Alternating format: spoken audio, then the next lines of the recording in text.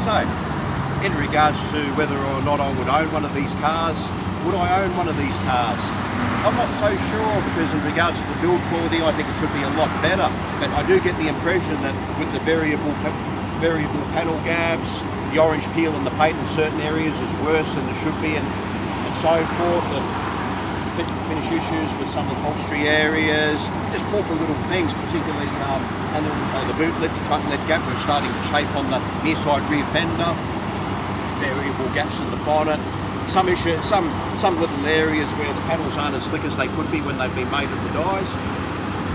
Probably I probably wouldn't own one for myself, but in terms of a pony car, American sports car, it's actually not too bad. I actually quite like this, despite the somewhat vague steering off Santa and the one-dimensional handling bias towards understeer on the limit.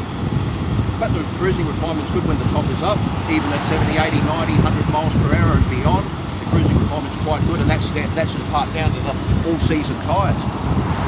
So, when we walk around the car again,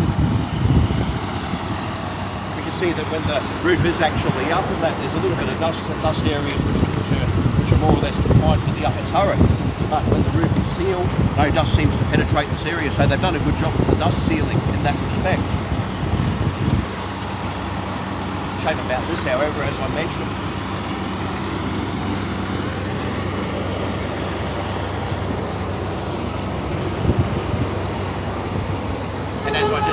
and as I did mention earlier too, in regards to the hard and scratchy plastics.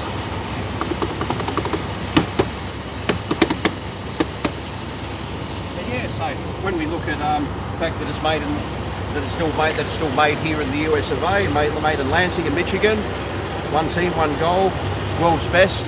Well, I'd probably stop short of the world's best claim. I would stop short of using that. But it's certainly good to know that it's one team and one goal.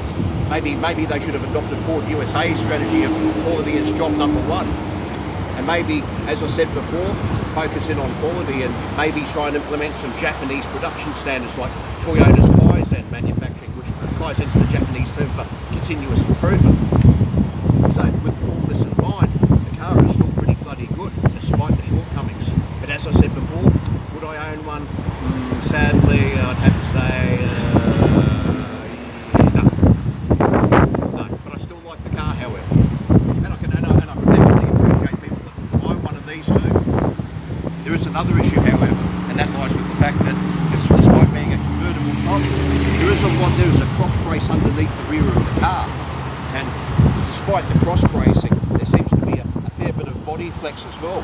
What you've got to remember is that this is actually a coupe type car. It's not designed to be a convertible, so even though it doesn't have your typical B pillar over here, or that which is a structural enemy of the car, they've tried to compensate this with cross braces underneath the car.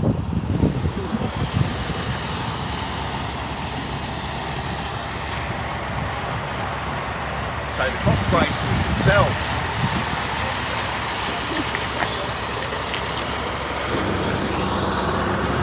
are located right under here.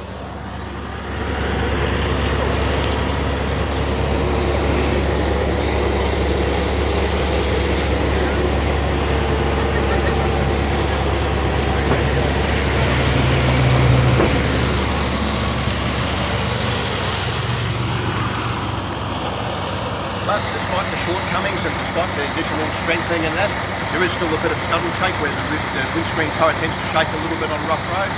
You also tend to hear a little bit of torsional body flex over some undulations, changing undulations in the road surface. But despite that, still a pretty bloody good car.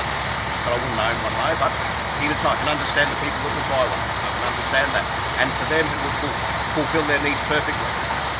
But yeah, so I'll give another update as to when we drop the car off, and hope everybody's well out there. So I love you all, and I'll talk to you very soon. Peace out.